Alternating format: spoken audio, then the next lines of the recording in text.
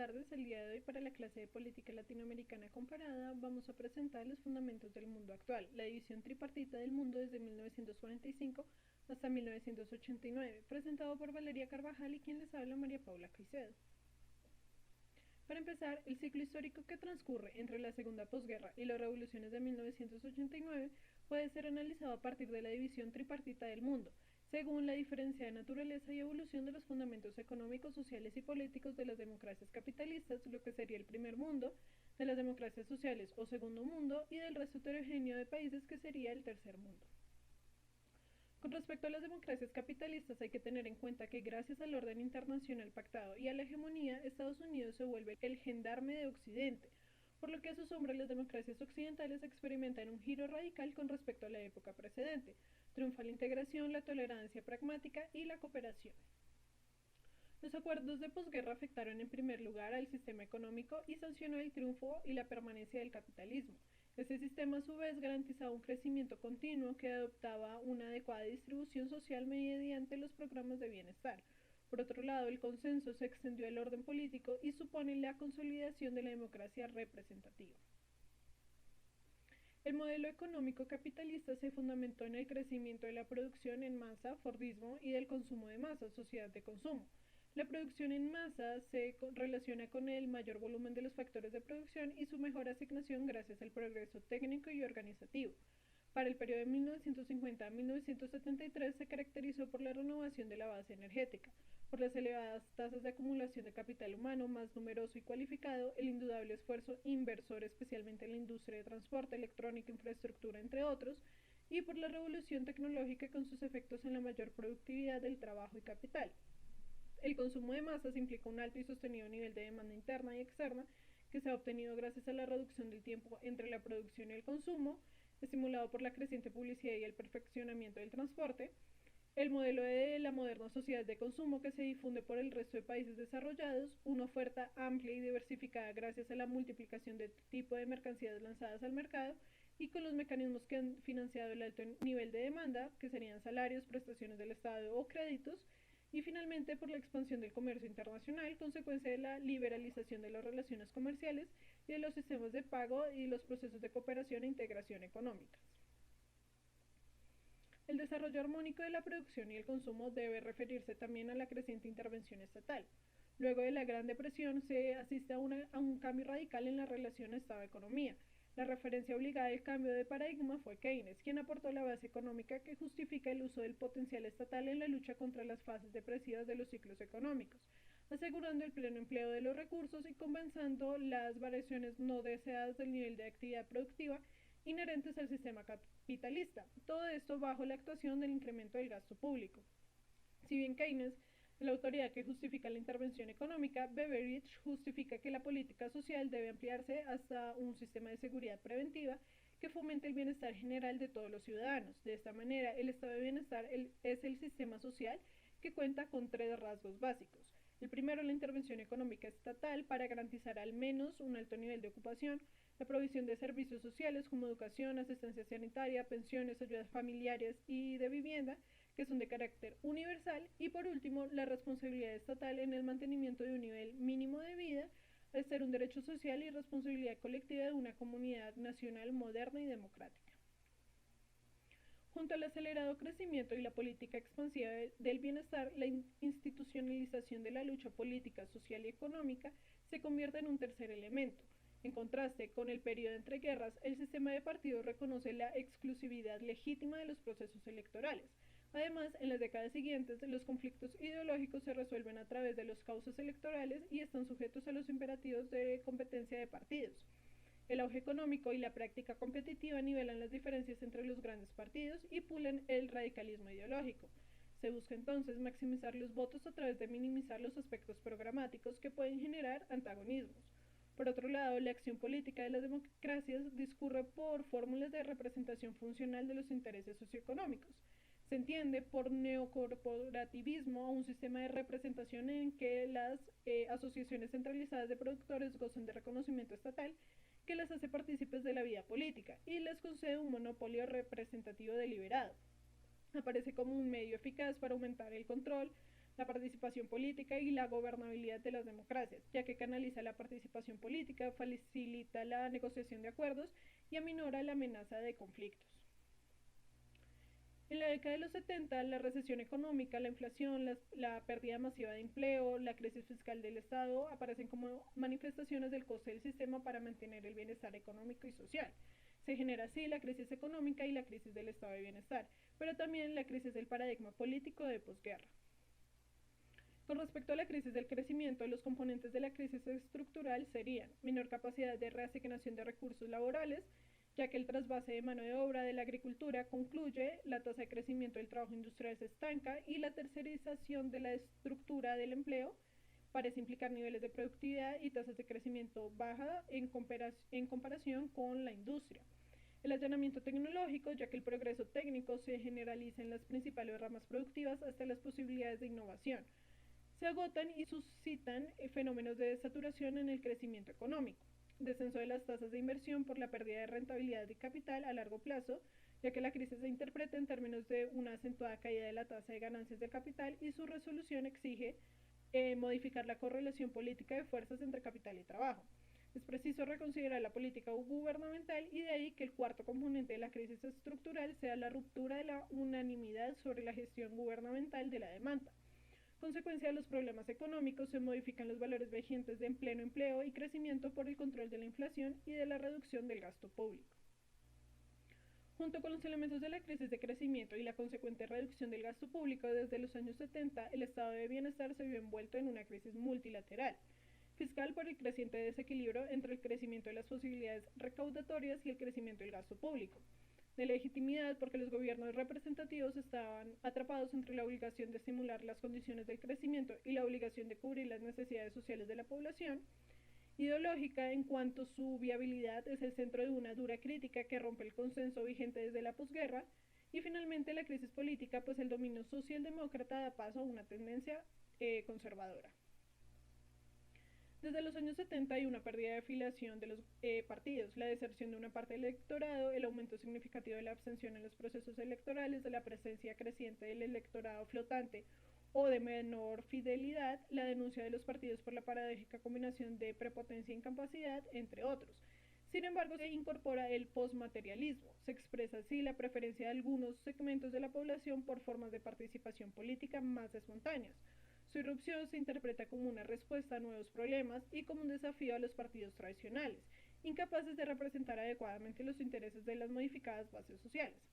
Con la institucionalización de los movimientos sociales y la permeabilidad del resto de los partidos a los nuevos valores, se impone la normalización de la acción política. Es el terreno de la lucha electoral donde los partidos establecidos conservaron su implantación de votos y escaños y donde los movimientos sociales cosecharon los resultados menos brillantes.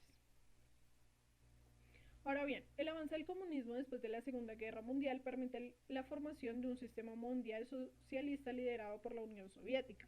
el cual cuenta con dos rasgos comunes esenciales: un sistema político en el que el Partido Comunista goza del monopolio del poder y una economía en que los medios de producción están mayoritariamente bajo la propiedad y el control del Estado. Formalmente, la democracia socialista descansa en cuatro principios: la soberanía proletaria, con el gobierno del proletariado por este y para este, y la tendencia a eliminar a la antigua clase exportadora; el principio asambleario, por el que el Parlamento no está sometido al control o intervención por otro órgano de poder; el principio de unidad del poder y rechazo de la división de poderes; inexistencia y limitaciones al poder de los gobernantes. Monopolizada por el Partido Comunista la soberanía proletaria, la democracia socialista debe interpretarse como el gobierno del partido para la realización del comunismo. Así, el sistema de partido estatal único supone que los poderes públicos estén centralizados, que el poder central tenga la última palabra en todos los asuntos de interés público, que el poder central coincida por completo con los órganos supremos del partido y que estos solo sean elegidos por miembros del partido, y que las demás organizaciones estén controladas por el partido a todos los niveles y deben representar y ejecutar la voluntad suprema. La construcción del socialismo, según el modelo soviético, exigió en primer lugar la industrialización, que supone la nacionalización de los sectores claves de la economía. En segundo lugar, implica la colectivización de la agricultura con la organización de empresas colectivas con la reserva de una parte de tierra para el Estado. En este tipo de economía, además, el Estado ejerce control a través de la planificación. La estructura organizativa comprende 3 niveles jerárquicos que garantizan la sumisión de todas las instituciones inferiores y establece las proporciones de consumo y ahorro, de inversión, además asigna objetivos detallados para cada sector y actividad y determina la reproducción de las relaciones sociales. La estructura económica presenta rasgos distintivos como la búsqueda de una vía no capitalista de industrialización y desarrollo con la elección de nuevas formas de acumulación, el crecimiento de tipo extensivo estimulado por la disponibilidad de los recursos naturales, humanos y financieros, la transformación radical de la estructura económica con el repliegue de una agricultura de limitado potencial ante el dinamismo industrial, la existencia de desequilibrios sectoriales y por último la descompensación del nivel de vida por la restricción y escasa disponibilidad de bienes de consumo. Las economías soviéticas a finales de los 80 se caracterizaron por los límites al incremento de los recursos, el escaso progreso técnico y organizativo, la regulación administrativa del Estado, la existencia de fuertes desequilibrios productivos, lo que implicaba el atraso de la agricultura y la descompensación de los bienes de consumo, la atrofia de las relaciones mercantiles, ya que había una completa separación de oferta y demanda y un acusado endeudamiento externo neto que demostraba la incapacidad para nivelar la balanza comercial. Por otro lado, el colapso del programa político-social estuvo caracterizado por un sistema económico caótico y la insatisfacción de las necesidades sociales. La explotación del hombre por el hombre se mantiene, aunque oculta por la burocracia. Las contradicciones entre el campo y la ciudad, entre el trabajo manual y el intelectual, son evidentes. El Estado interfiere en la vida social y la proclamada justicia de clase termina siendo justicia del partido. La irresolución de problemas del nacionalismo en los países socialistas y finalmente las relaciones sociales se definen por el egoísmo y la insolidaridad. En consecuencia, los movimientos sociales empiezan a reclamar los derechos y libertades del hombre moderno y se vuelve evidente el fracaso comparativo del comunismo frente al capitalismo. Finalmente, para hablar del tercer mundo, 135 países subdesarrollados, menos desarrollados, periféricos, dependientes o del sur integran esta categoría. La abrumadora mayoría de su población presentan un precario nivel de vida. Estos perfiles son obstáculos al dinamismo del tercer mundo o manifestaciones del bloqueo al que están sometidos el desarrollo del tercer mundo por el modelo de crecimiento del primer mundo.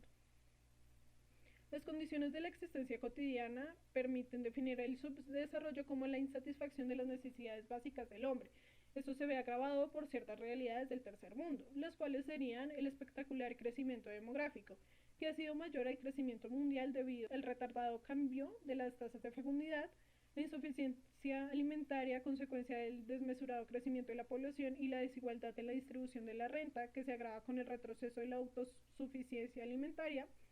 las carencias sanitarias, ya que los elementos sanitarios son insuficientes, hay una elevada tasa de mortalidad y el precario suministro de agua potable. Además hay logros relativos en la educación, ya que si bien se ha reducido el porcentaje de adultos analfabetos y se ha duplicado las tasas de escolarización, persisten tasas de alfabetización bajas y el crecimiento demográfico hace difícil el avance educativo. Los sistemas educativos son ineficientes e inadaptables a las necesidades del desarrollo nacional.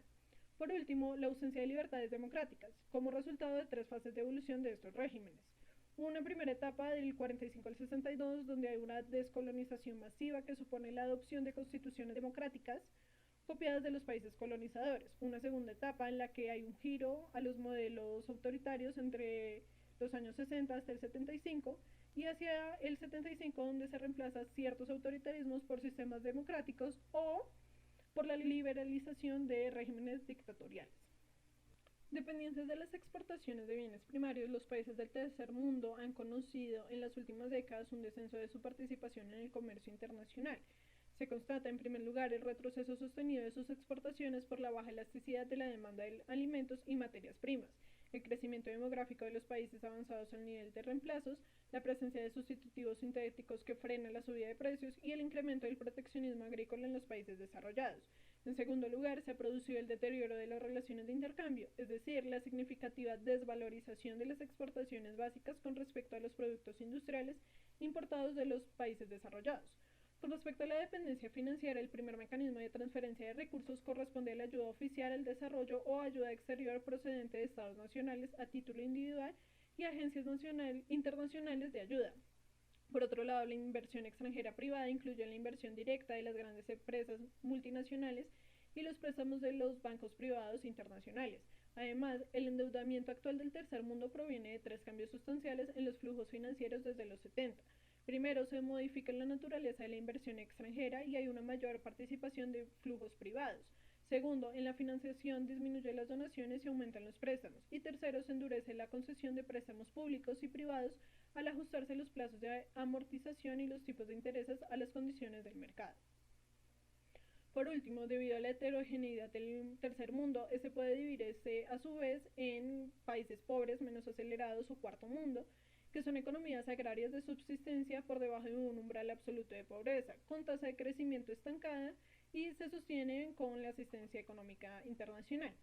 Países primario exportadores, los cuales sumidos en un proceso de empobrecimiento relativo pasan su exportación en uno o dos productos primarios a los países desarrollados. Países con crecimiento industrial o nuevos países industriales que gracias a un notable proceso de industrialización y modernización han experimentado un rápido crecimiento económico y se han convertido en exportadores preeminentes de manufacturas. Y países exportadores de petróleo, los cuales debido a su riqueza petrolífera han dispuesto de amplios recursos financieros gracias a dos drásticas subidas de precio del crudo,